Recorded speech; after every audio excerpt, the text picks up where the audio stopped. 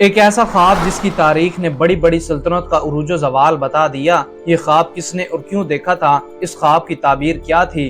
کیا کوئی اس خواب کی تعبیر جانتا تھا؟ اس خواب کی تعبیر کس نے کی؟ وہ شخص کون تھا؟ کیا تعبیر بتانے والا شخص ہی اللہ کا نبی تھا؟ اگر وہ اللہ کا نبی تھا تو اس کا کیا نام تھا؟ اور اس تعبیر بتانے والے پیغمبر کو شیروں کے سامنے کیوں ڈالا گیا؟ کیا شیروں نے نقصان پہنچایا؟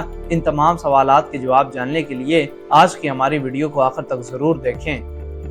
ABK لرننگ سپورٹ کے معزز دوستو، آج ہم اللہ تعالیٰ کے جس پیغمبر کا ذکر کریں گے وہ ہیں حضرت دانیال علیہ السلام۔ حضرت دانیال اللہ تعالیٰ کے ایک برگزیدہ پیغمبر تھے جو بنی اسرائیل کے زوال کے آخری دور میں پیدا ہوئے۔ آپ علیہ السلام 457 قبل مسیح میں بیت المقدس میں پیدا ہوئے۔ دانیال کے لغوی معنی ہیں خدا میرا منصف ہے۔ حضرت دانیال کے والدین کے متعلق عہد نامہ قدیم اور جدید دونوں میں کوئی جانکاری موجود نہیں ہے، لیکن بعض محققین نے لکھا ہے کہ آپ یہودا کی نسل سے تھے جو بنی اسرائیل کا ایک اعلیٰ مرتبے والا خاندان تھا۔ جب حضرت دانیال علیہ السلام جوان ہوئے تو یہ بنی اسرائیل کا بدترین زمانہ تھا۔ لوگ ظلم، زناکاری اور طرح طرح کی برائیوں میں ملوث تھے اور اللہ کے نافرمان ہو چکے تھے۔ بس اللہ کا عذاب بنی اسرائیل پر بخت نصر بادشاہ کی شکل میں قہر بن کر نازل ہوا۔ بادشاہ بخت نصر اس وقت بابل کا ایک ظالم بادشاہ تھا۔ اس نے یہود ریاست پر حملہ کر دیا اور یہودیوں کا مقدس عبادت خانہ ہیکل سلیمانی کو نیست و نابود کر دیا۔ حضرت دانیال علیہ السلام کا یہ ماننا تھا کہ بنی اسرائیل چونکہ فسق و فجور اور برائیوں میں مبتلا ہوئے ہیں، اس لیے بخت نصر کا حملہ ان پر خدا کی طرف سے ایک مار ہے اور اس کی جانب سے دی جانے والی سزا بالکل درست ہے اور منصفانہ ہے۔ بخت نصر نے پروشنیوں کو تباہ کر ڈالا، بے دریغ لوگوں کا قتل عام کیا اور باقی بچے لوگوں کو قیدی بنا کر بھیڑوں کے ریوڑوں کی طرح ہانک کر بابل لے گیا۔ انہیں قیدیوں میں حضرت یرمیہ اور حضرت دانیال علیہ السلام بھی شامل تھے۔ 421 قبل مسیح میں بخت نصر نے ایک رات ایک پراسرار خواب دیکھا۔ اس نے خواب دیکھا کہ بڑا بت جس کا سر سونے کا تھا اور درمیانی حصہ چاندی کا اور نیچے کا حصہ تانبے کا، ٹانگیں لوہے کی، اس پر آسمان سے ایک پتھر گرا جس سے وہ پاش پاش ہو گیا۔ بخت نصر اس خواب سے حیران ہو گیا۔ اس نے اپنی پوری سلطنت کے کہنوں اور نجومیوں کو بلایا، ان سے خواب کی تعبیر جاننا چاہی، لیکن اس عجیب و غریب خواب کا مطلب کوئی نہ بتا سکا۔ کسی نے بخت نصر کو مشورہ دیا کہ خواب کی تعبیر دانیال علیہ السلام سے پوچھی جائے۔ حضرت دانیال کو اللہ نے خوابوں کی تعبیر کا علم عطا فرمایا تھا۔ اس وقت آپ علیہ السلام قید خانے میں بند تھے، لہٰذا انہیں بخت نصر کے سامنے پیش کیا گیا۔ اس زمانے میں یہ رواج تھا کہ بادشاہ کے سامنے حاضر ہونے والا شخص اسے سجدہ کرتا، لیکن حضرت دانیال علیہ السلام بخت نصر کے سامنے تشریف لائے تو آپ نے اسے سجدہ کرنے سے انکار کر دیا اور فرمایا کہ اللہ کے سوا کسی کے آگے سجدہ جائز نہیں۔ اس پر بخت نصر خاموش رہا، اس نے کچھ نہ کہا کیونکہ اسے پہلے اپنے خواب کی تعبیر جاننا تھی۔ جب اس نے اپنا خواب بیان کیا تو اس کا خواب سن کر حضرت دانیال علیہ السلام نے فرمایا، اس بت میں جو تو نے سونے کا سر دیکھا وہ تو ہی ہے، اور تیرے بعد ایک اور سلطنت برپا ہوگی جو تجھ سے چھوٹی ہوگی، اس کے بعد ایک اور سلطنت تانبے کی جو تمام زمین پر حکومت کرے گی، اور چوتھی سلطنت لوہے کی طرح مضبوط ہوگی،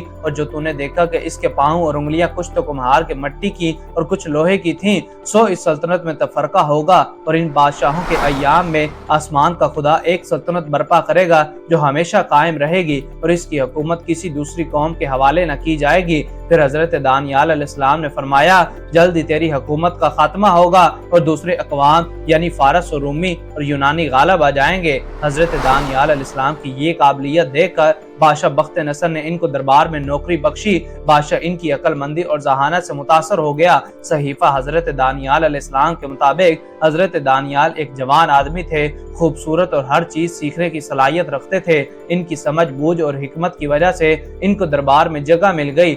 بس بادشاہ بخت نصر جب بھی کوئی سوال کرتا تو حضرت دانیال علیہ السلام کہنوں اور درباریوں سے زیادہ بہترین جواب دیتے تھے۔ حضرت دانیال نے بابل میں قیام کے دوران کبھی غیر حلال کھانا نہیں کھایا۔ آپ علیہ السلام سادہ غذا اور پانی پر گزر بسر کیا کرتے تھے، لیکن اللہ نے ان حلال غذاؤں میں اتنی برکت عطا کی کہ آپ بابلی لوگوں سے زیادہ صحت مند نظر آتے تھے۔ حضرت دانیال ہر وقت اپنے پروردگار کی عبادت میں مشغول رہتے تھے اور روز 3 بار بیت المقدس کی جانب رخ کر کے اپنے خدا کی بزرگی اور بڑائی بیان کرتے تھے۔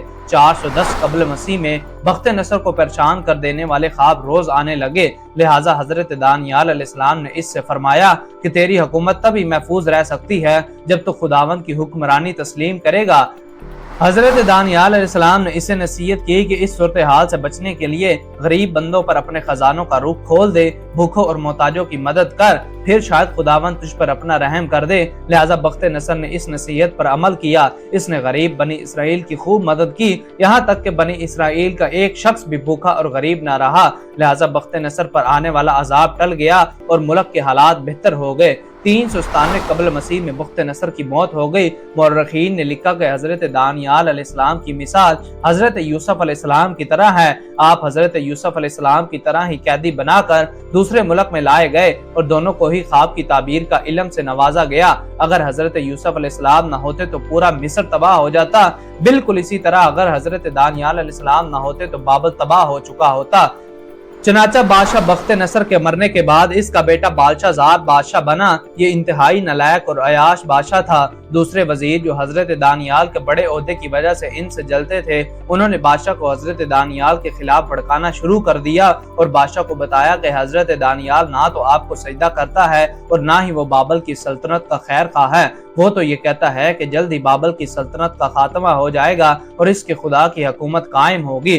بس بادشاہ نے آپ کو شیروں کے آگے قید خانے میں ڈال دیا۔ جب حضرت دانیال نے خود کو شیر کے سامنے بے بس پایا تو آواز لگائی، اے خداوند میں مدد مانگتا ہوں۔ اس کے آگے یہ شیر بھی اپنا سر جھکا دیتے ہیں۔ اللہ کی قدرت سے شیروں نے آپ کو کوئی نقصان نہیں پہنچایا اور بعض روایتوں کے مطابق اس وقت تک قید خانے میں حضرت جبرائیل علیہ السلام نازل ہوئے اور شیر فرشتے کو دیکھ کر سہم گئے۔ صبح ہوئی اور جب لوگوں نے قید خانے میں جھانکا تو دیکھا حضرت دانیال صحیح سلامت اندر قید خانے میں موجود ہیں اور شیر ایک کنارے پر بیٹھا آرام کر رہا ہے۔ اب لوگ سمجھ گئے کہ آپ علیہ السلام ایک نیک اور برگزیدہ شخص ہیں، لیکن اب وقت گزر چکا تھا اور خدا کا عذاب قریب تھا۔ بابل پر فارس کا بادشاہ سائرس نے حملہ کر دیا اور بخت نصر خاندان کی حکومت کا خاتمہ ہو گیا۔ اس نے حضرت دانیال علیہ السلام کو قید خانے سے آزاد کروایا اور انہیں عزت و احترام کے ساتھ اپنے دربار میں وزیر مقرر کیا۔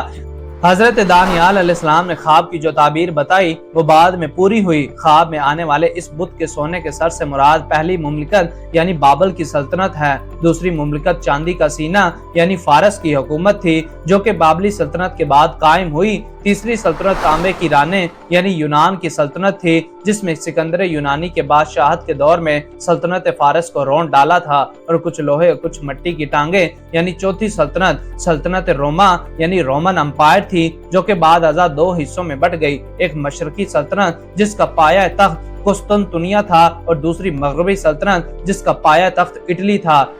یہود و نصارہ میں سے کوئی بھی اس پر ذرا برابر شک نہیں کرتے کہ ان چاروں سلطنت کے زوال کے بعد ایک سب سے بڑی حکومت قائم ہونی تھی جو آسمان کے خدا کی حکومت ہوگی اور ان سب سے بڑی عظیم اور دنیا میں انصاف قائم کرنے والی ہوگی۔ اہل کتاب حضرت عیسیٰ علیہ السلام کے بعد بڑی بے صبری سے اس عظیم سلطنت کا انتظار کر رہے تھے۔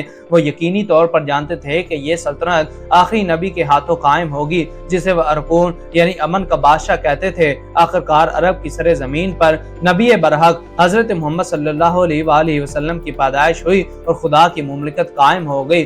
بس تمام بت پرست اور سلطنتوں کو آگ کے قدموں کے نیچے رون دیا گیا اور اسلام زمین میں ہر سمت بڑھتا چلا گیا، لیکن اس پانچویں سلطنت کی تعبیر پر اہل کتاب نے اختلاف کیا اور اس کی تعبیر کر ڈالی کیونکہ اسے قائم کرنے والا نبی بنی اسرائیل میں سے نہیں بلکہ بنی اسماعیل میں آ گیا۔ بہرحال حضرت دانیال علیہ السلام کی تعبیر کے مطابق پانچویں عظیم سلطنت تا قیامت قائم رہے گی جس کی تجدید امام زمانہ مہدی کے ہاتھوں قائم ہوگی۔ اللہ پاک کمی بیشی معاف فرمائے اور ہمیں اپنے پیارے حبیب حضرت محمد صلی اللہ علیہ وآلہ وسلم کی اتباع نصیب فرمائے، آمین ثم آمین۔ ویڈیو پسند آنے کی صورت میں اسے زیادہ سے زیادہ لائک اور شیئر کر کے ہماری حوصلہ افزائی کریں۔ ہماری نئی ویڈیو آنے تک اپنے دوستوں اور گرد و نواح کے لوگوں کا خاص خیال رکھیں۔ خدا حافظ۔